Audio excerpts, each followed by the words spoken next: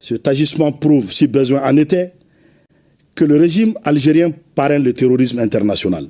En effet, la destruction du drone a clairement pour effet, sinon pour but, d'entraver la neutralisation de groupes armés ayant revendiqué des actes terroristes.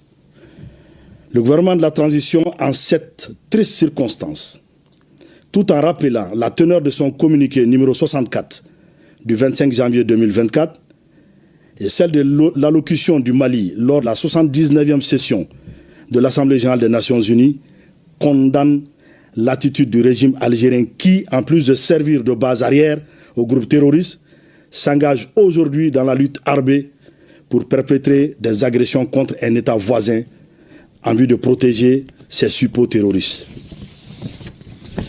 En conséquence, en réponse à cette énième provocation du régime algérien, le gouvernement de la transition décide de 1.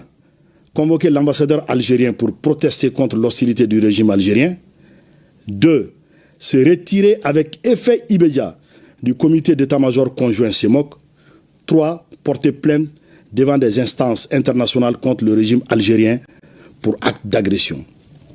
Aussi, le gouvernement de la transition fait remarquer que cette agression flagrante du régime algérien contre le Mali est en contradiction avec la participation effective de la République du Mali à la guerre pour l'indépendance de l'Algérie pour soutenir le Front de Libération Nationale, FLN.